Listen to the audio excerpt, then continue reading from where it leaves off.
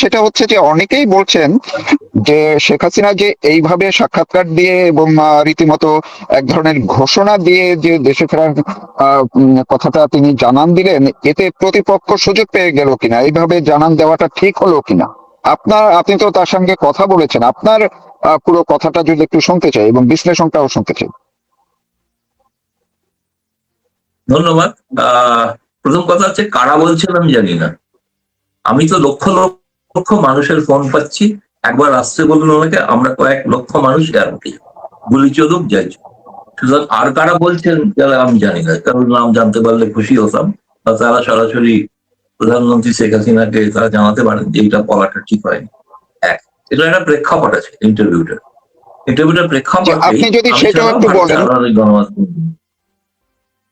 আমি জি, সব বলছি, সেটাও যদি একটু বলেন। সবই বলছি,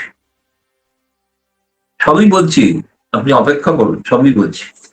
দ্বিতীয়ত হচ্ছে যে যেহেতু উনি কয়েকদিন আগে তিনি বাংলাদেশের আওয়ামী লীগ কর্মীদের উদ্দেশ্যে সামাজিক মাধ্যমে একটা কথা বলছিলেন যে তিনি ফিরবেন, এবং 17ই মে যেটাকে তার প্রত্যাবর্তন দিবস হিসাবে পালন করে হয়ে থাকে, সেই 17ই মে তিনি ফিরছেন কিনা, ফলে 17ই মে তো পেরিয়ে গেল, তাহলে কবে ফিরছেন? সেই কারণে আমাদের একটা স্বাভাবিক সাংবাদিক সুলভ কৌতূহল যে এটা জানা, যে উদ্দেশ্য ছিল যে তাহলে ফিরছেন কবে। আপনি কেউ যদি, অনেক সময় আমি দেখেছি বাংলাদেশের মানুষেরা ভালো করে পড়াশোনা করেন না, পড়েন না।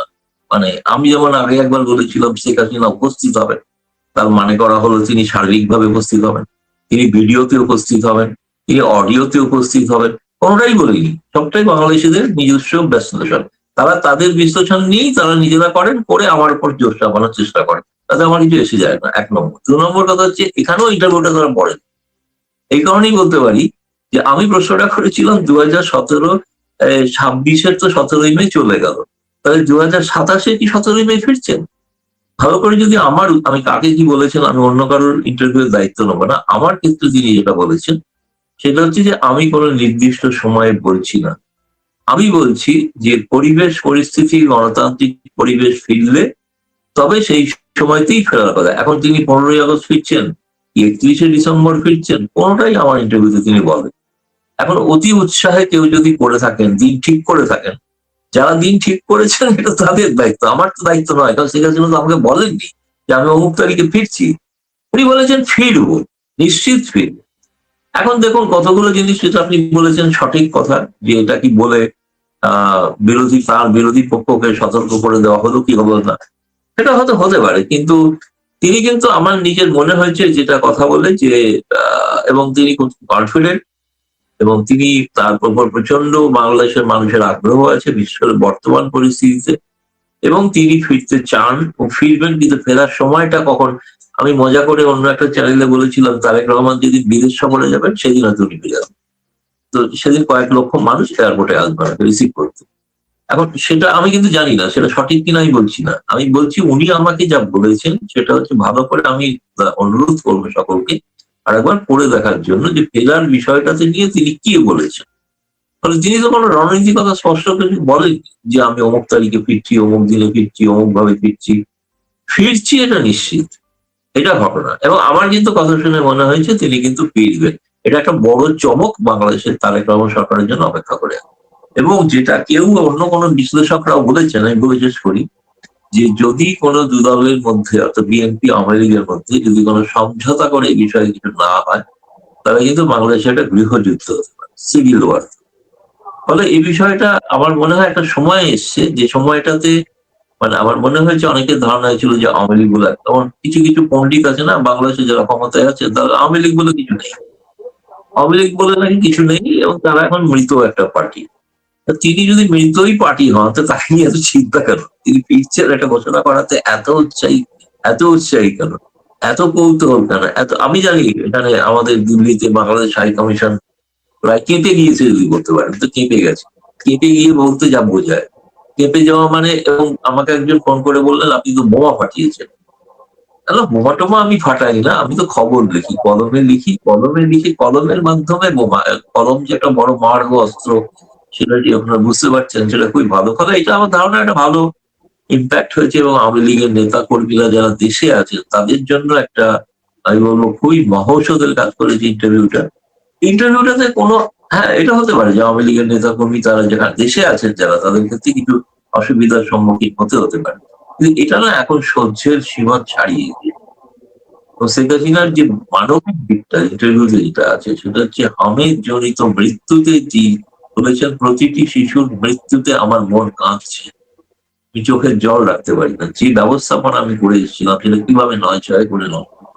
আজকে তো দেখুন ইউনুসেফ পর্যন্ত প্রশ্ন করছে না, ইউনুসেফ প্রশ্ন করেছে ঠিকঠাক এই ধরনের। ফলে আমার মনে হয়েছে যে দেখুন এটা আমি মনে করি যে অবশ্যই সাংবাদিক হিসেবে দেখুন আমি লাভ ক্ষতি তো কোনো নির্দিষ্ট কারো দলের এসব দেখে তো করবো না, আমি আমার সাংবাদিক পেশাগত দিক থেকে এটাকে আমার দ্বিতীয় সাফল্য বলে মনে করি, কারণ প্রথম সাফল্য প্রথম ইন্টারভিউটাও নিয়েছিল, এটা দ্বিতীয় ইন্টারভিউ। এবারে দেখলাম যে ভারতের অনেক গণমাধ্যম, আমি আপনাকে বলছি যে রবিবার দিন একটা দিল্লির কাগজে পুরো পাতা জুড়ে তার সাক্ষাৎকার বেরোতে চলেছে, এটা আমাকে জানিয়েছে।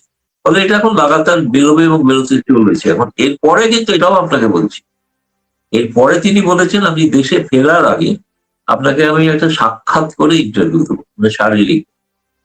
আর একটা যদি বলেন বড়, এইটা তো খুবই ইন্টারেস্টিং, এটা তো খুবই ইন্টারেস্টিং। তার মানে উনি দেশে ফেরার আগে উনি প্রকাশ্যে আসবেন এবং সাক্ষাৎ করে দিবেন, এটা তো খুবই ইন্টারেস্টিং একটি বিষয়। ইন্টারেস্টিং তো বটে, ইন্টারেস্টিং তো থেকেও আমার কাছে মনে হয়েছে যে খুবই বড় ব্রেকিং নিউজ। যাই হোক, আমি সাংবাদিক হিসেবে বলবো। যে আমি আর দ্বিতীয় কথা আরেকটা হচ্ছে যে আমি একটা কথা বলি, যেটা যে কারণে আরো ইন্টারভিউটা যে ধরনের গুজব রটছিল যে তিনি ইমেলের মাধ্যমে ইন্টারভিউ দিচ্ছেন, সেটাতে অন্য কেউ লিখে দিচ্ছে আসলে তিনি কেমন আছেন ইত্যাদি জানা, সে কারণেও একটা কৌতূহল ছিল। এবং সেটা আপনাকে বলতে পারি যে আমার সঙ্গে ওনার টেলিফোনে কথা হয়েছে 1 ঘন্টার উপর, এবং সেই টেলিফোনের ভিত্তিতে আমি সাক্ষাৎকারটা করেছি। অন্যরা অন্যকেই ইন্টারভিউ নিয়েছে, তারা কিন্তু ইমেলে পেয়েছে।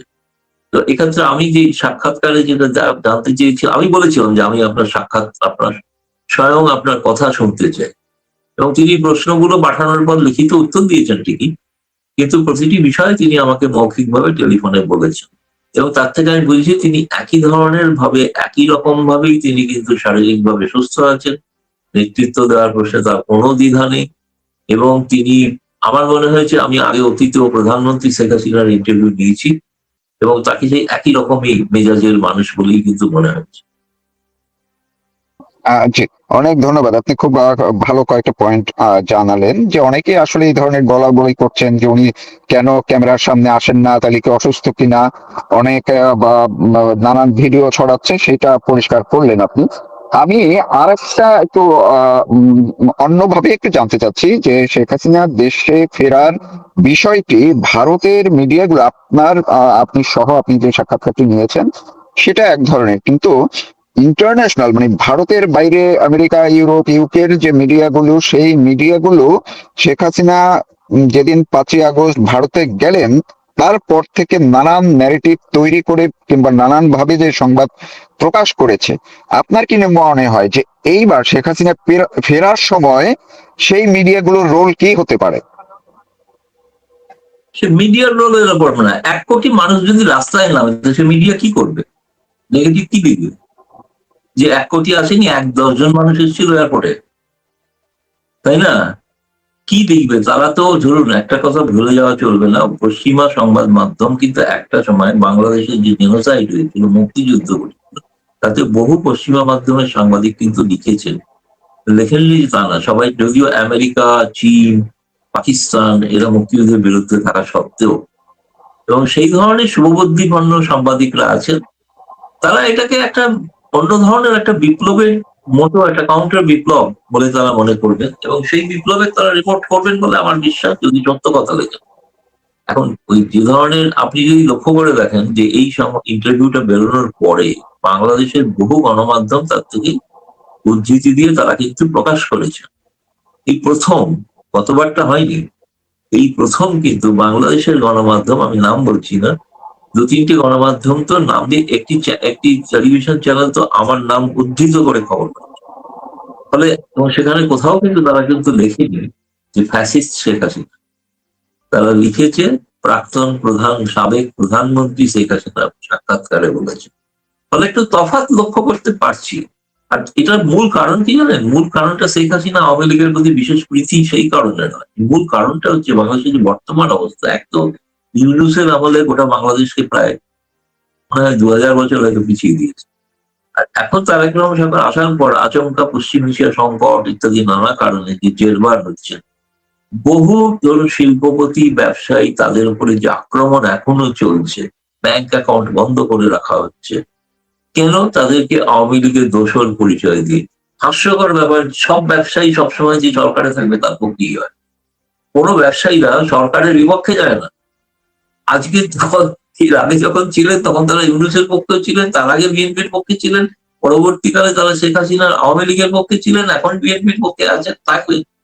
ব্যবসায়ীদের তো ব্যবসা করতে হবে, তাদের কি রাজনীতি করতে হবে নাকি? তো ফলে তাদের উপর যে এই লেভেল আপিয়ে লেভেল টেনে যে ধরনের ক্ষতি হচ্ছে, এতে বাংলাদেশের অর্থনীতি আরো খারাপ, অধোগতি, ফলে মানুষের বিক্ষোভ বাড়ছে, মানুষের ক্ষোভ বাড়ছে। এবং যে চিকিৎসা ক্ষেত্রে যে ধরনের অরাজকতা, প্রায় আমি বলতে পারি এই হামের শিশু যারা মারা গেছে, এটা আমার দেশ যদি হতো, আমার পরিবাররা ক্রিমিনাল অফেন্স করে মামলা ঠুকতো, খুনের মামলা দায়ের করতো, আমার শিশুকে আপনারা হত্যা করেছেন। এটা বাংলাদেশ বললে সবাই নীরব, কিছু বলছেন না।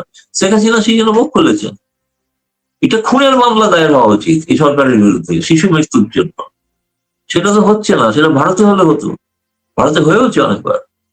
কিন্তু আমি বলতে চাইছি এই যে বিষয়টা, ভাবাবেগটা, মানুষকে তিনি যে মানুষের ভাবাবেগ, যে কথাটা কেউ বলছে না বাংলাদেশে, সেটা যে শেখ হাসিনা আজকে আমি ডেলিভারেটলি প্রশ্নটা করেছিলাম যে হামের আপনি তো সেই সময় একটা ভ্যাকসিনের বোধহয় পুরস্কারও পেয়েছিলেন ভ্যাকসিন দেওয়ার জন্য, তো তারপরে বাংলাদেশের যে এই অবস্থা হলো না, আপনি থাকলে কিভাবে এটা রুখতেন, কিভাবে করতেন?